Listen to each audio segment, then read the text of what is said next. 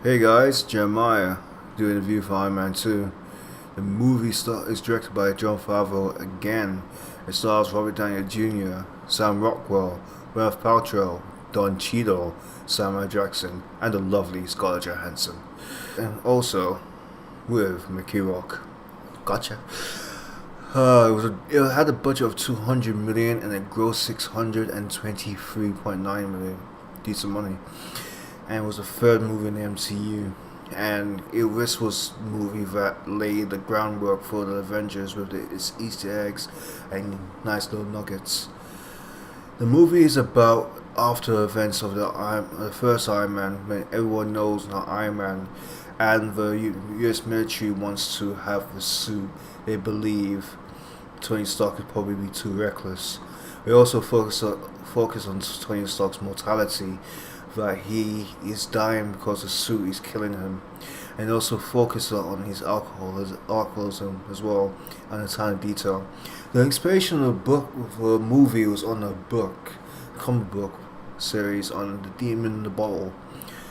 When this movie came out, it was just after Disney bought Marvel, so after the movie came out, there was some inspirations or there's some studio interference with Disney, and you can see it from the first act when you see Tony Stark and you see the Stark Expo of the film, with reminiscence to Walt Disney and with the Disneyland.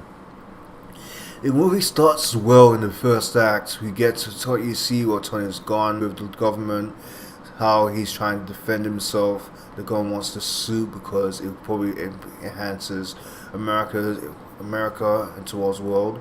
But Iron Man's playing I'm the guy who has successfully made world peace and used his suit as a deterrent. But as the story goes on, you see Tony's facing his mortality. The suit is actually killing him, poisoning his blood. He's suffering, has his relationship with it also hinders his relationship with Pepper and his friend Rhodes. This movie also has the addition of Scarlett Johansson.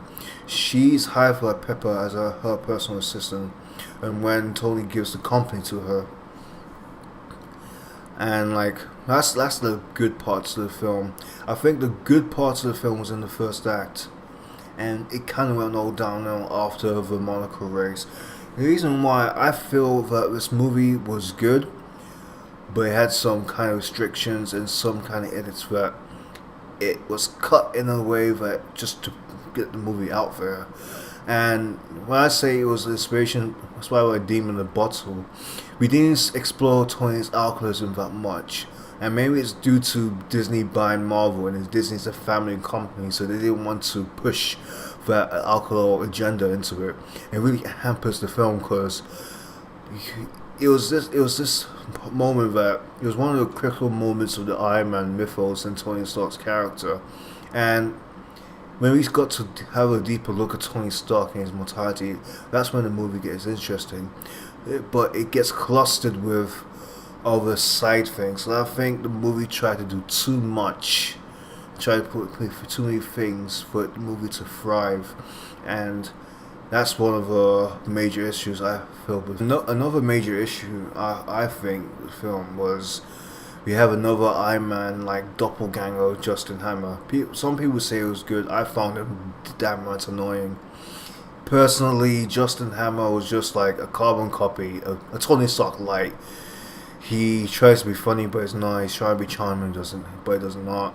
He got the contracts for the U.S. weapons to make weapons for the U.S.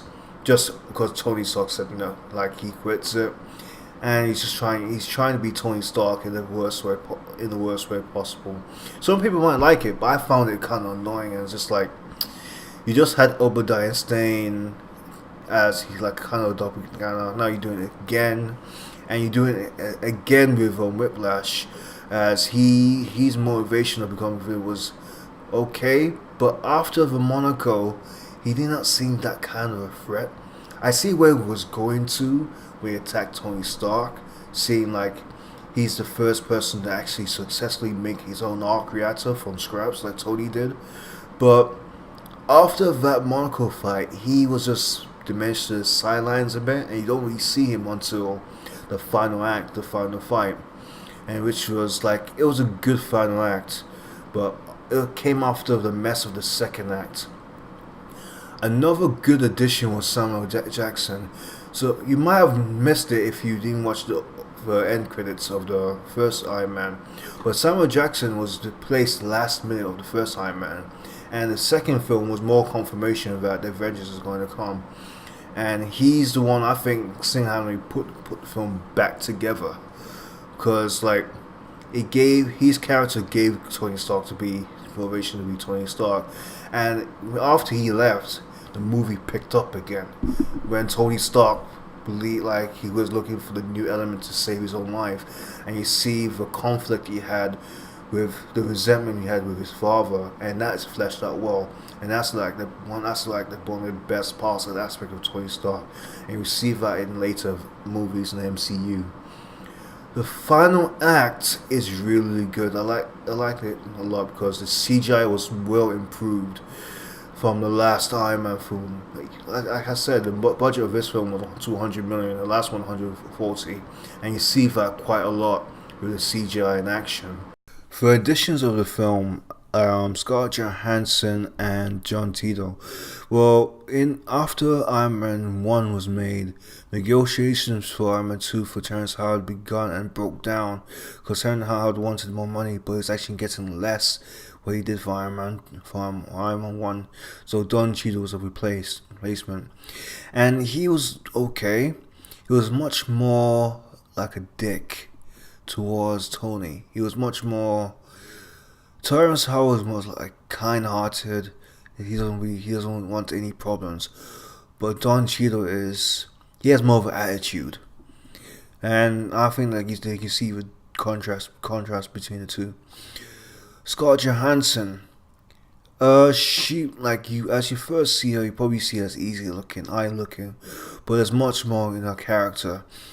As she's Pepper's assistant, she's actually assessing Tony for a viable candidate of a Avengers initiative placed by Nick Fury, and you see her trying to pick on Tony's buttons, what can make him tick, and you see it at the other part when Tony's birthday party, as he kind of went on his self-destruct mode, and when he went on self-destruct mode, you actually see the first scene of War Machine, and I had a problem with that scene. The fight was good. You see how it's basically two brothers fighting. One was basically kicking the other's ass, as Tony Stark has been Iron Man more longer than Rhodey. But I didn't like how Rhodey just took the suit. That wouldn't sit well with me. Like, even Nick Fury, Samuel Jackson said, you allow him to take your suit. It's like, dude, if someone takes my PlayStation 4, he's not running away for. So that was like a problem I had with that type of scene. But he was a good addition, especially because he's part of the military. He has kind of have an insight between. He's basically a line between Tony and the military, so it bodes well. Well, that scene, that's the only problem I have. The final fight with him and Tony, I like how they bounce off each other. How they like Tony, he's been a hero longer, but Rhodey is in the military, so he knows tactics and strategy better than Tony. But Tony, since he's been Iron Man longer and he has improved the suit, he has more gadgets and more weapons to use against.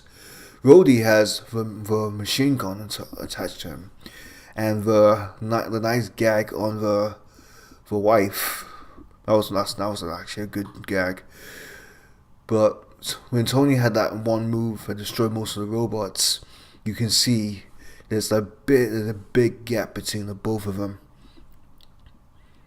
And after the final, when the fight ended, and when I said Anton Vanko was not as a threat, like, yeah, he beat for both of them, but they managed to resolve it in a couple of seconds.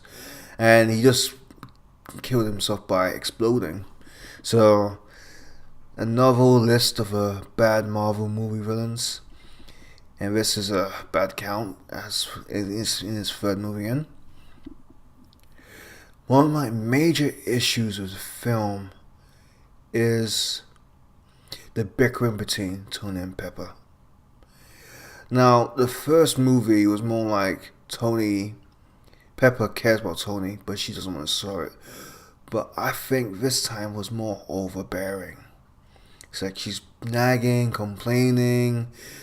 It's like he gives the company, she's stressed. And I get the point. Like, hey, you're nagging, complaining about Tony Stark, but when he gives you his business, and he's also a wreck, I understand that. You're trying to organize everything and organize a man as well. But I think it was too overbearing. Like, the movie focused on that too much, and that kind of derailed. And some of the bickering, it was on some certain scenes, was unnecessary. For example, the monocle scene. The part that she had the briefcase, and they would keep talking. Happy was busy driving, being the driver, trying to keep Whiplash immobile.